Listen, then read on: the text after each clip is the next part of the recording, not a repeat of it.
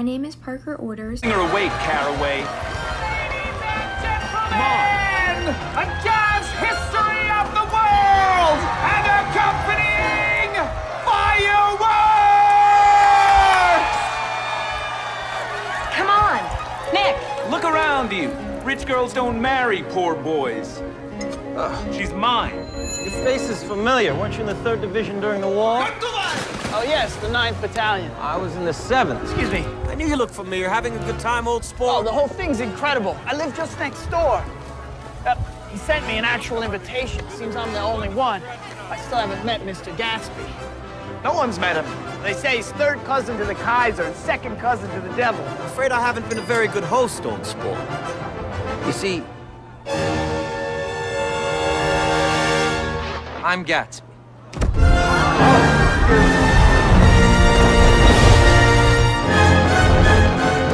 His smile was one of those rare smiles that you may come across 4 or 5 times in life. It seemed to understand you and believe in you, just as you would like to be understood and believed in. Sorry, old sport, I thought you knew. Please, just... I don't know what to say. Please forgive me. It's quite all right. I've had so much to drink. Yes. Mr. Gatsby, sir, Chicago Oh. 1-1. I'll be in just a minute. I'm taking my new hydroplane out in the morning. Would you like to go with me? What time? A time that suits you. Well, that's very kind of you. Lovely to see you again, Miss Baker. If there's anything that you want, just ask for it, old sport. Excuse me.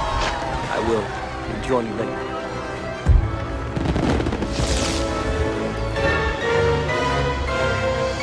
I expected him to be...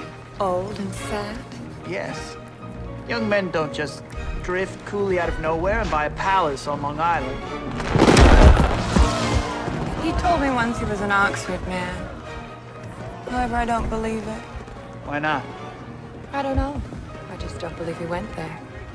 So a quick overview on what we will be discussing in this presentation. We will start with going over Mr. Gatsby's background and giving you more details about who he was as a person. This will lead us into the index, which will go over just what we will talk about through our treatment narration, which will discuss all of the tests we performed throughout his treatment here at the center. From the treatment narration, this will lead us into talking about our conclusion, which will discuss our final diagnosis and our treatment plan for Mr. Gatsby. So a little bit more about Mr. Gatsby. He's a male in his early 30s. We have established, based off of his detail about his life currently, that he lives in West Egg of Long Island, New York. We also know, based off of information from Mr. Gatsby himself and his friend Nick Carraway, that most people with old money have lived in East Egg, but Gatsby, who is newer to his money, lives in West Egg. He grew up in Minnesota, and we know, based off of the discussions we've had with him and getting to know him, that he wanted more in his life. So he moved to New York. Before this, he served in World War I, and he reached the rank of Major. We know during this time that right before he went to war, he met a woman named Daisy Buchanan. She is very important in Mr. Gatsby's story and what his diagnosis ended up being. We also know that he is not currently married, and we don't have many details on what his current job is. Mr. Gatsby was very closed off with talking about what his job was. So for our index, we will be discussing the purpose of evaluation, going over our MGAF results and why we had those results, our cross-cutting level 1 and 2 for many different topics, personality inventory, our interview questions with Mr. Gatsby, our final diagnosis, and what we suggest as his doctors for his treatment plan.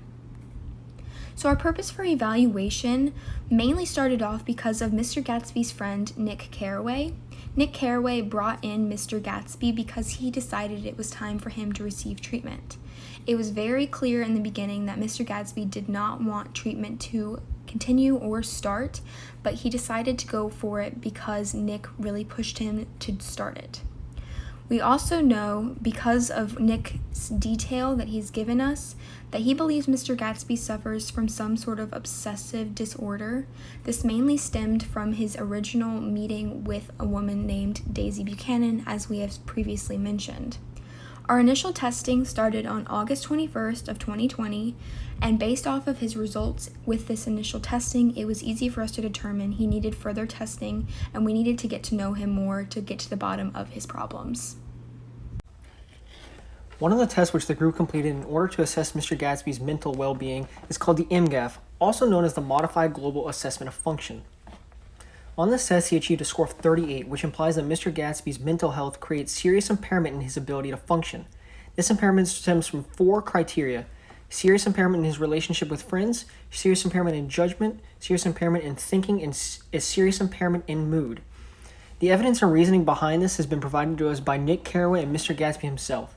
Both of them emphasize Mr. Gatsby's inability to create new friendships or keep a connection with his friends or family from the past. Rather, Mr. Gatsby focused solely on himself, Daisy, and more recently, Nick. Nick also suggests that Mr. Gatsby can frequently make poor life choices.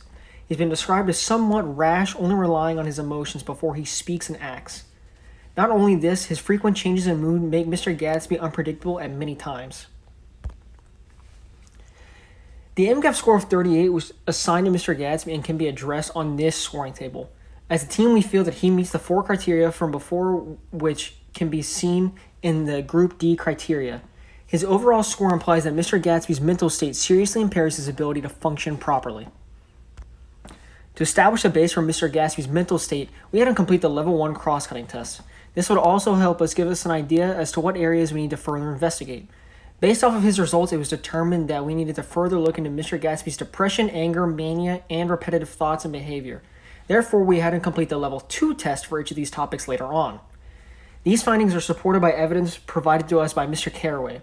Mr. Gatsby's constant thinking about Daisy, even before he met her, was obvious to Nick. It was also obvious to Nick that after meeting Daisy and having a heated confrontation with Tom, Mr. Gatsby was more easily agitated, especially when the subject referred to Daisy. Mania is defined as periods of extreme high energy or mood in which the person might be more self-confident, more irritable, and they may have racing thoughts. When Mr. Gatsby completed the Level 2 cross-cutting test for mania, he received a score of 13 out of 25. This indicated a high level of mania was present. Although Daisy was his source of happiness, Daisy was also the biggest stressor within Mr. Gatsby's life. Due to multiple interactions with Daisy, trying to please her or stressing out about her well-being, Mr. Gatsby was starting to lose sleep. Daisy was also the center of the confrontation which Mr. Gatsby had with Tom due to Gatsby's affair with Daisy. This affair became the sole reason why Mr. Gatsby changed from someone so reserved and prudent to someone who's so intense and filled with extreme confidence, no matter the setting. After completing the Level 2 cross-cutting anger, my group got a score of 13 out of 25 for Mr. Gatsby's anger issues. This meant that he had very little to no signs of anger, and the only really example of the anger in Mr. Gatsby's life was the scene in the hotel where he had the conflict with Tom. This mostly arose from his dealings with Daisy and how she was moderately declining him in the sort. So this got us to be angry as Tom also kept on prodding at Mr. Gatsby. But there wasn't really much other signs of anger in Mr. Gatsby's life, so we decided there's not going to be much need to further test in this area. Next was repetitive thoughts and behaviors. This got a score of 16 out of 20, which was much more severe for repetitive thoughts. To find this, we asked Mr. Gatsby 5 separate questions, and we could see that Daisy caused him lots of distraught through his daily life, and that he would do multiple actions with the sole purpose of pleasing Daisy. This can be seen by the parties that he threw, and that Mr. Gatsby even took the blame for the killing of Miss Myrtle. This can be very dangerous for Mr. Gatsby, as it can get him hurt in the future, and it could cause him major distraught, because even though he was doing all these things for Daisy, she wouldn't do anything back for him. And that's why he kept having thoughts and behaviors, but they just kept sending him into more sadness because Daisy was not responding to any of the love that he was giving her. For next, depression, this gave a score of 62.5, which was moderate depression. We could see that his mood was very easily changeable with Daisy's mood. Whenever Daisy didn't like something, for example, when she didn't enjoy Mr. Gatsby's parties, he instantly stopped doing them. So whatever Mr. Gatsby does, he's doing it for the intent of pleasing Daisy. So when she doesn't like something, his mood is easily affected. We can also see that when Daisy declines Mr. Gatsby in some sort and goes back to her relationship with Tom, Mr. Gatsby is really hurt and it goes to a feeling of helplessness and sadness as he moves on with his life. Once Daisy wasn't in it, he wasn't the man that he once was with her. And we can see that this causes major depression for Mr. Gatsby. Next was the personality inventory. So this was a long 200-plus question quiz that we had for Mr. Gatsby to see some of the major categories that he has in his life. The most prevalent of it was negative affect, and this shows that he has severe separation insecurity when he was not with Daisy. Whenever he wasn't with her, he was in some sort of pain, and he was hurting himself and not getting any sleep, and this was clear forms of how Mr. Gatsby was hurting when he wasn't with Daisy. The one that was least was actually detachment. We could see that Mr. Gatsby never really took place in intimacy avoidance with Daisy. He always wanted to be with her, so intimacy avoidance was more of the opposite of what Mr. Gatsby is like. So detachment wasn't really a big factor. For this quiz, there was also several smaller categories that we can see on the next slide. And as we get to these, you can see that Mr. Gatsby had much smaller categories that were much more prevalent, such as risk-taking. This one can be easily seen throughout Mr. Gatsby's life, as he would take risks for Daisy without second thought. Things like going out and fighting with Tom, or taking the blame for the car accident Mr. Gatsby did without a blink. So that's why risk-taking had a very high score for Mr. Gatsby, one of the highest there was. And another one was his separation insecurity, which was shown in his most prevalent category. Because whenever he wasn't with Daisy, he was in pain and sad. So that's why Mr. Gatsby definitely needs some help in those categories. The intake interview questionnaire was a series of questions we asked Mr. Gatsby to understand his life and his point of view better. He was fairly compliant and answered all of the questions we asked, but we could tell he was withholding information from us. When we tried asking about certain subjects like his childhood or Tom's relationship with Daisy, he became quiet.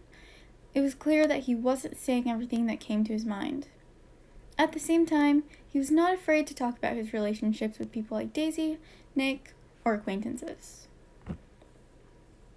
His DSM-5 results showed that he scored highest in negative affect, which meant that his emotions were very codependent on others.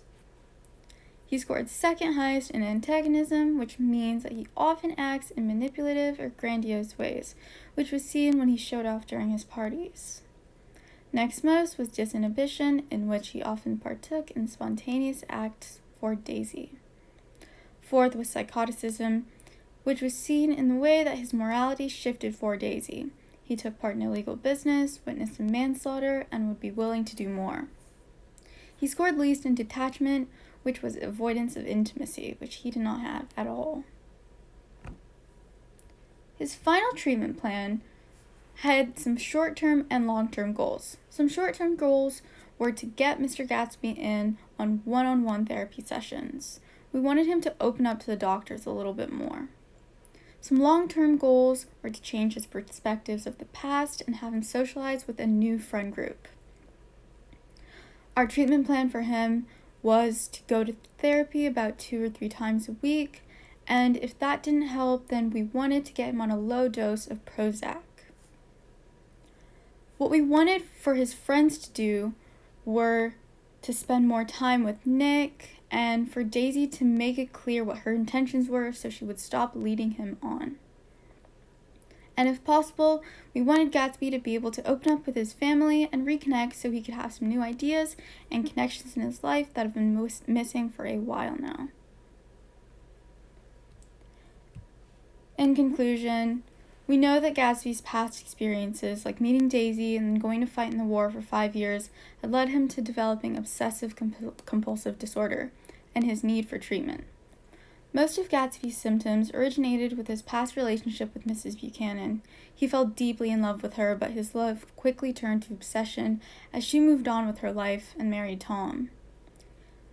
His condition is easily treatable, though, and we believe with regular therapy and the option of medicating that Mr. Gatsby can be functioning at 100% again.